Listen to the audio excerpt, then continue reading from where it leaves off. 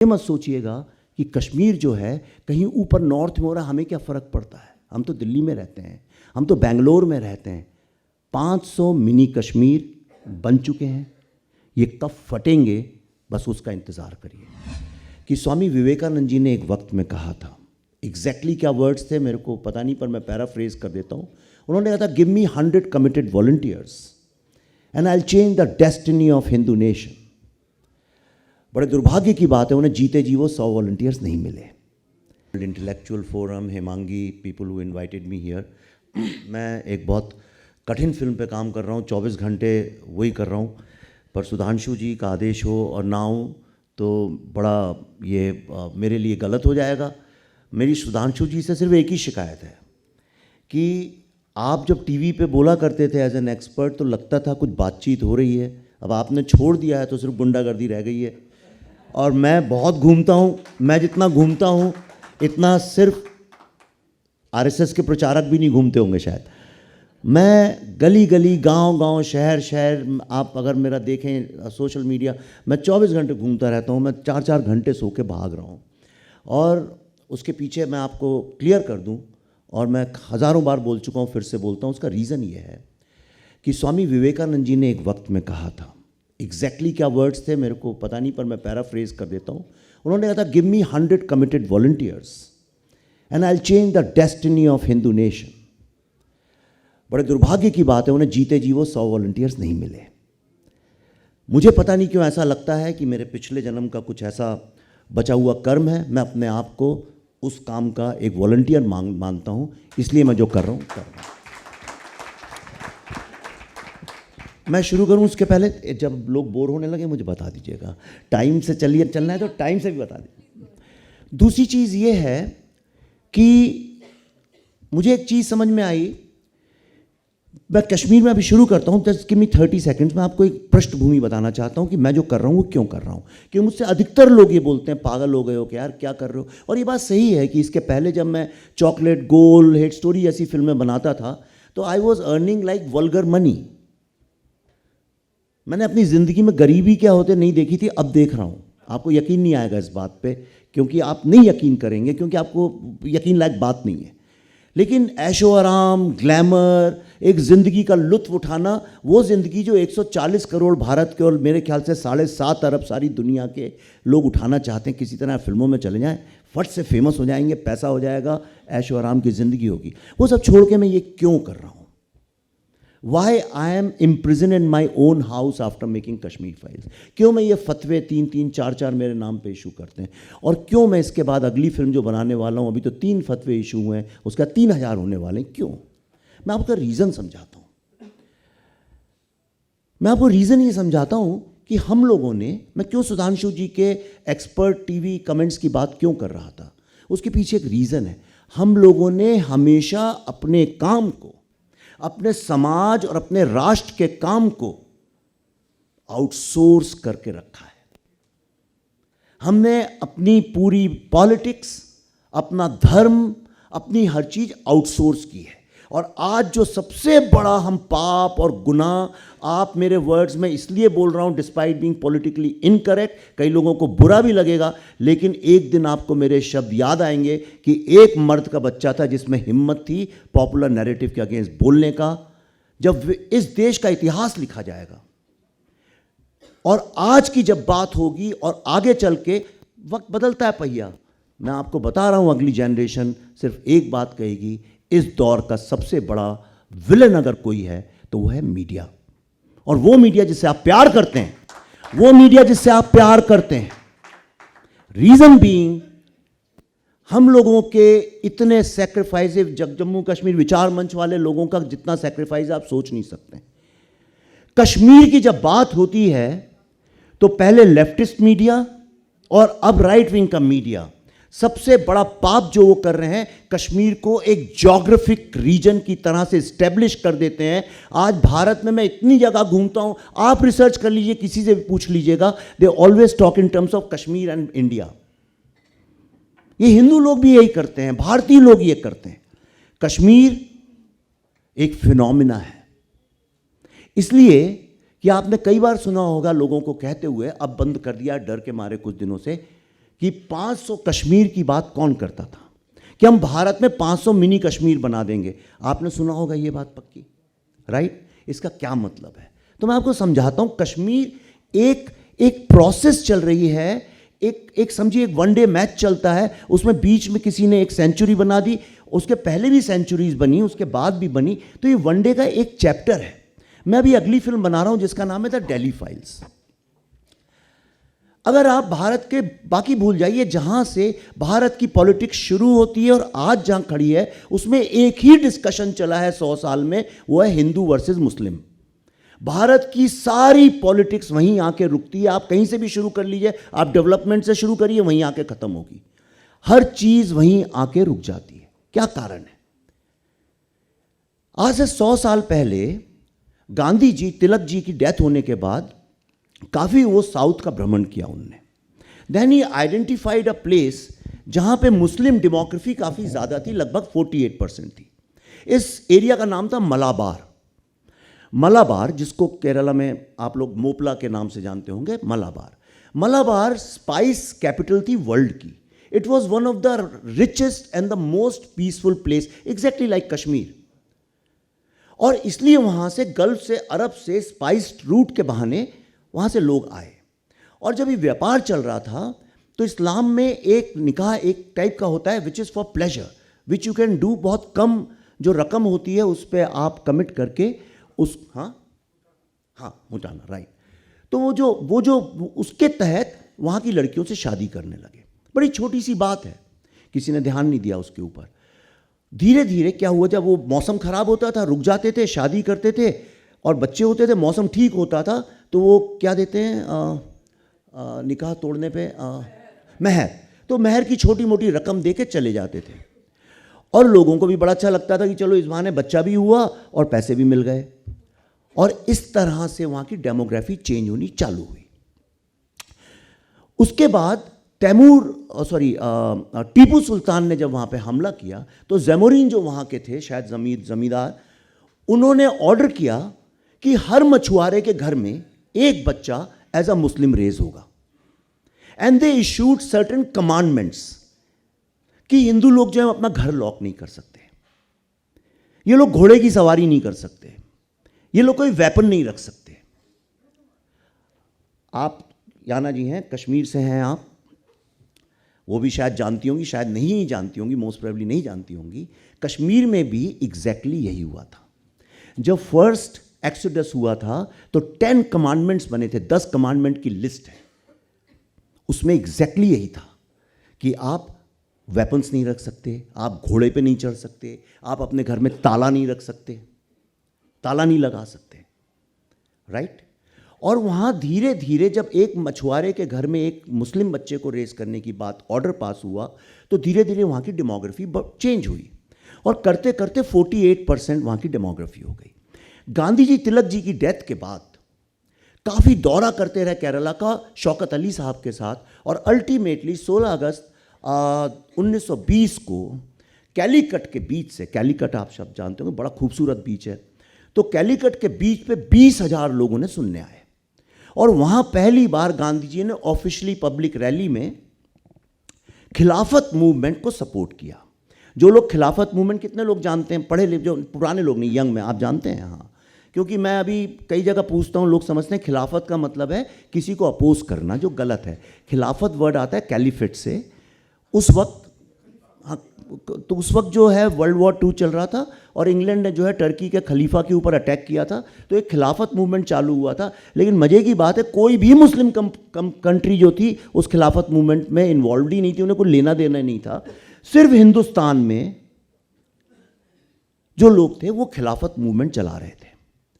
British लोग, मैं 2 minute extra लूँ क्योंकि समझाना बहुत ज़रूरी, नहीं तो आप कश्मीर कभी ज़िंदगी में समझ नहीं पाएंगे। और कश्मीर आप हमेशा ये टीवी के जो एंकर्स होते हैं उन्हीं जो बताएंगे आप वो समझ जाएंगे, ठीक है। तो खिलाफत मूवमेंट का मतलब ये था कि हम टर्की के खलीफा जो है सिर्फ उसी के एलिजियंस को मानते हैं, मतलब हम सिर्फ उसी के रूल को और सिर्फ उसी के डिक्टेट को मांगते हैं, बाकी कुछ मैटर नहीं करता, हम कहाँ रहते हैं उससे फर्क नहीं पड़ता है।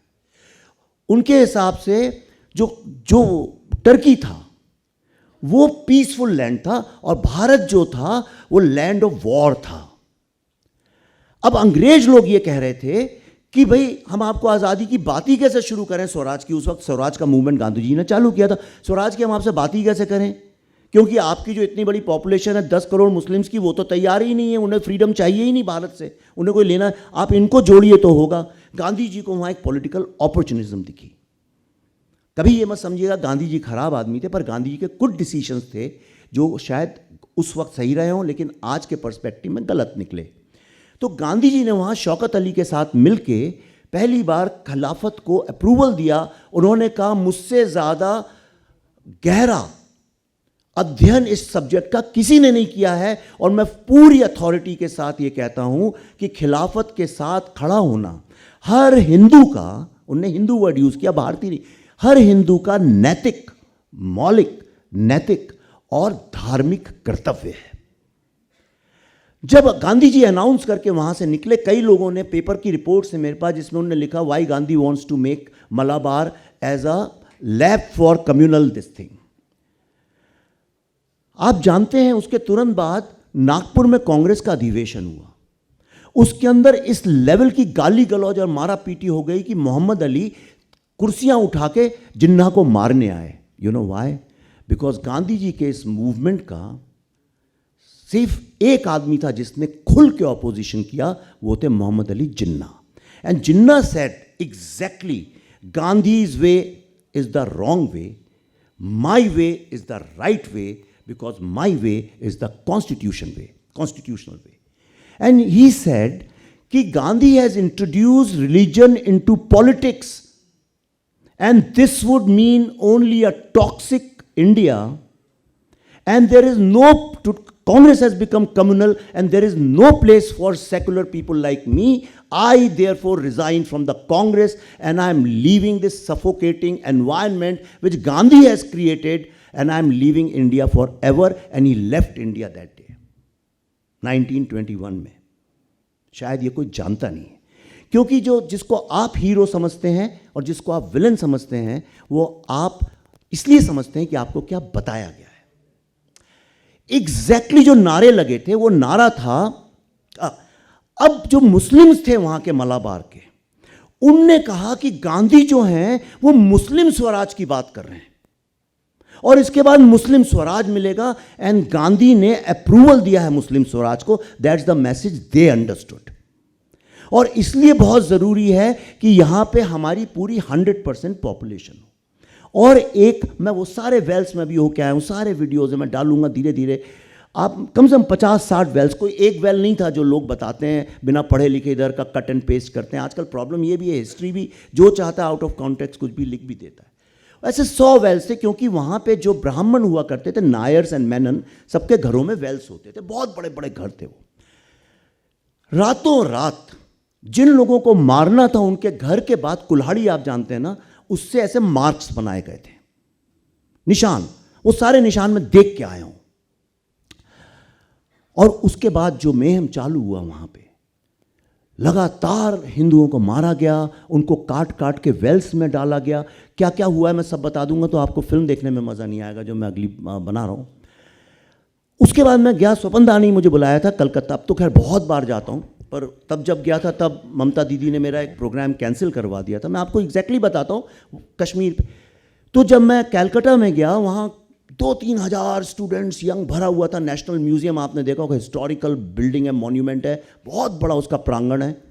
तो मैंने वहाँ पूछा, आप सब डायरेक्ट एक्शन डे के बारे में तो जानते ही होंगे, कितने लोग तो मैंने देखा कुछ रिएक्शन नहीं हो रहा था। मैं कितने लोग जानते हैं? आप यकीन नहीं करेंगे, कलकत्ता में सिर्फ 50-60 हाथ उठे 1,500-2 हज़ार यंग बच्चों में से। अब डायरेक्ट एक्शन क्या था? डायरेक्ट एक्शन डे ये था कि 1931-32 में जिन्ना वापस आ गए, I don't know for what motive, but when he came back he decided that he is going to support two nation theory. Huh? Nehru's comment, that Jinnah is gone forever. Huh, but he came back. Somebody told him, so he came back. Yeah, right. So जब बातचीत हो नहीं रही थी, जब Gandhi ji came to meet जिन्ना, और जब गांधी जी जिन्ना से मिले और उन्होंने बोला कि भाई इधर गांधी का ये था कि इधर Muslim League should rule some leader from there और Congress, it should not be a mix. He realize that it won't work. You know what is in press conference Jinnah ने क्या यूज किया? जिन्ना ने अंबेडकर की बुक थी thoughts on Pakistan, and Ambedkar said that in India exist two Indias, one is Bharat and one is Pakistan, and it is impossible for them to live with each other. Therefore, there should be two nations. और जिन्ना ने वही अस्त्र का इस्तेमाल करके बोला, when Ambedkar is saying it, when everybody in your party is saying, then how is it possible not to have? And we'll have it. And he announced something called Direct Action Day. क्योंकि वो बद्र की लड़ाई जो हुई थी, Medina की जो सारी लड़ाई थी, मदीना टू मक्का की, वो तभी हुई थी, and he said this is an auspicious day. पूरी स्ट्रेटेजी एग्जैक्टली वही थी जो मलाबार में थी, give such a blow that they can never recover. ये था, इतना प्रहार करो खून को, खून से सींच दो जमीन को कि पलट के कोई देख ना पाए. डायरेक्ट एक्शन डे में एग्जैक्टली यही हुआ.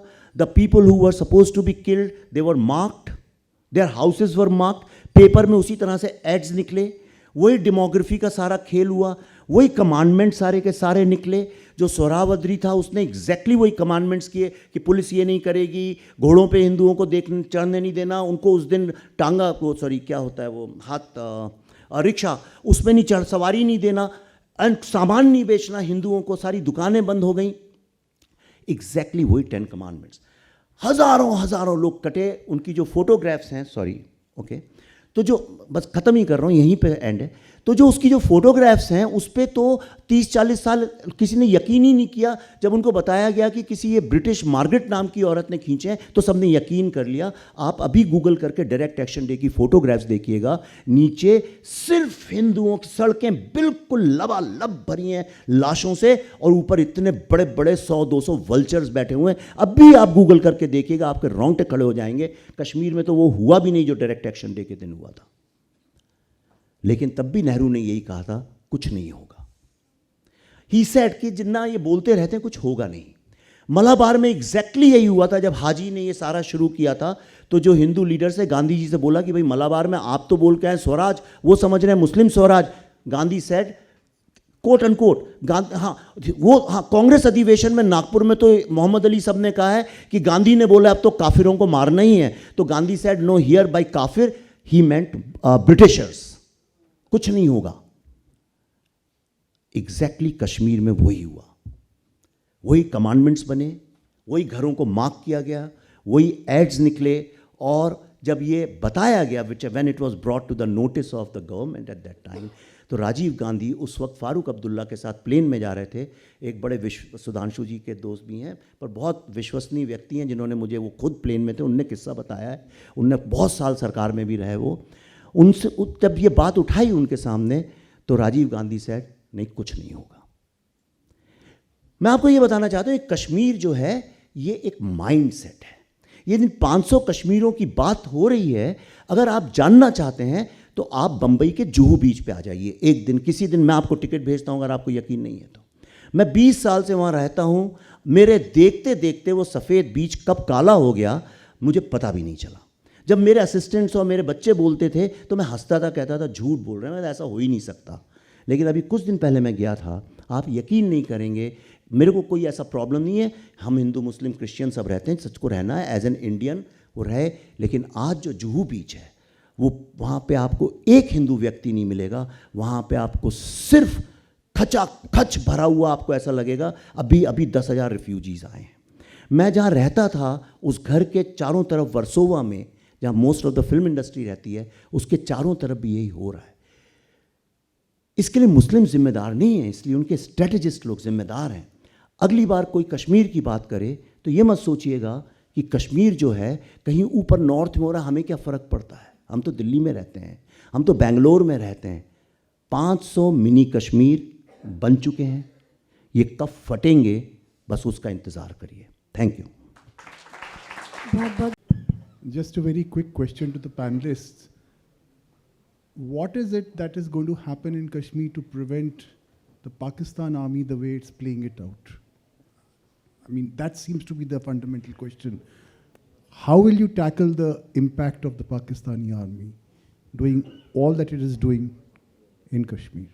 I think Ashutosh ji can, we are not... you address the question to who you want to answer. Yeah.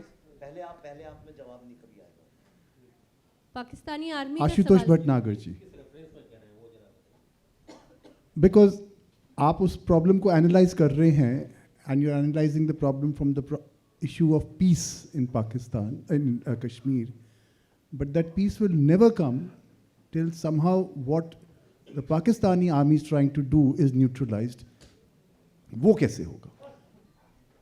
मैं एक लाइन में आपको जवाब दे देता हूँ आपके सवाल का. I have no analysis. कई बार हम गलती करते हैं, स्ट्रेटेजिक साइलेंस को पीस मान लेते हैं. करेक्ट. कश्मीर में पीस तभी आएगी जब वहाँ पे कश्मीरी पंडित वापस जाएंगे सारे के सारे, और जब वहाँ पे वापस हिंदू फिलॉसफी और हिंदू कल्चर इस्टेब्लिश होगा. उसके बिना वहाँ पीस कभी आ नहीं सकती. Despite being politically incorrect, I am telling you this. Wonderful. Veer है विवेक जी, आपसे एक पूछना चाहूँगी. हमेशा जब ऐसी कहानियाँ लिखी जाती हैं और कही जाती हैं, स्पेशली बड़े पर्दे पर, तो सबसे पहले डाउन डाउन होने लग जाता है. आपको कैसा फील होता है? फिल्म को बैन करिए, डाउन करिए, हॉल को बंद करिए. ये JNU वाले थोड़े, हम भी भारतीय हैं, हम भी JNU हैं, लेकिन और भी लोग हैं. तो आपको कैसी फीलिंग आती है जब एक वेल रिसर्च स्क्रिप्ट इस तरीके से प्रोपेगेंडा के रूप में लोग उसको देखते हैं? देखिए क्या है ना, अभी जहाँ when it comes to expression and speech, problem ये है कि हम लोग अभी उस लेवल ऑफ एवोल्यूशन पे पहुँचे नहीं हैं जहाँ पे हम सामने वाले को कुछ बोलने दें. लेकिन ये ऐसा नहीं है, हमारी कंट्री का कल्चर है ये. हम लोग टैबू सब्जेक्ट्स को डिस्कस नहीं करना चाहते हैं, ना घर में ना घर के बाहर. घर में बच्चे पूछते हैं तो उन्हें नहीं करने देते हैं. अगर मैं अभी सेक्स वर्ड बोलूँगा तो कई लोगों के चेहरों पे एकदम ये आएगा आगे क्या बोलने वाला है. तो इसी तरह से हमने पॉलिटिक्स में भी बहुत सारे सब्जेक्ट्स को टैबू सब्जेक्ट बना दिया है. मुझे पहले बहुत गिल्ट फील होता था हिंदू मुस्लिम शब्द अपने मुंह से यूज़ करने में पब्लिक में, पर मैं दुनिया जितनी ज़्यादा घूमी, मैंने जितना मैं सिविलाइज वर्ल्ड में गया, मैंने कहा लोग खुल के बात करते हैं ज्यूज़ क्रिश्चियंस के बारे में, क्रिश्चियंस मुस्लिम्स के बारे में. These are the real problems we have. Correct. और जो कश्मीर की भी है, देखिए सबसे बड़ी ट्रेजेडी लाइफ में होती है एक हिपोक्रेसी को मार के दूसरी हिपोक्रेसी में घुसना. ठीक है. आर्टिकल 370 हटाना, brilliant, mind blowing stuff. I mean मैं बहुत उसके लिए बहुत प्राउड भी हूँ. लेकिन कहीं हम फिर से वही गलती तो नहीं कर रहे हैं कि हाँ भाई कश्मीरी हिंदू कब जाके सेटल हो जाएंगे वहाँ पे, उसका हम वेट कर रहे हैं. और इन द मीन टाइम कहीं ऐसा तो नहीं है हम उन लोगों को एम्पावर कर रहे हैं जिन लोगों ने कश्मीरी हिंदुओं को या इंडिया को डिसएम्पावर किया था. ये बात समझना बहुत ज़रूरी है. कई बार पॉलिटिकल कंपल्शंस, डेमोक्रेसी की सबसे बड़ी प्रॉब्लम ये है कि इसका फंडामेंटल प्रिंसिपल ही डिवाइड करना है, चूज दिस और दैट. और इस दिस या दैट के वोट्स लेने के चक्कर में politicians despite all great intentions कई बार ऐसी गलती कर देते हैं जिसका हर्जाना हमें बाद में देना पड़ता है. गांधी जी ने जो मलाबार में किया था, या हम लोगों ने जो डायरेक्ट एक्शन डे में किया था, नेहरू जी ने, कहीं ऐसी गलती हम फिर से तो नहीं कर रहे हैं कि आज 370 हटे 5 साल हो गए और 10 साल बाद हमें धीरे धीरे आदत पड़ जाए कि कोई हिंदू वहाँ रह नहीं सकता. And why Kashmiri Pandits, why not Vivek Agnihotri, why not you, why not anybody else from India? क्या आपको कलकत्ता जाने के बारे में सोचना पड़ता है? क्या आपको दिल्ली से चंडीगढ़ जाने के बारे में सोचना पड़ता है? अगर कॉन्स्टिट्यूशनली और लीगली कश्मीर आज भारत का अभिन्न अंग है, तो यह भारत के कॉन्स्टिट्यूशन की, जुडिशरी की, गवर्नमेंट की, पुलिस की, करंट गवर्नमेंट की नैतिक मौलिक जिम्मेदारी है.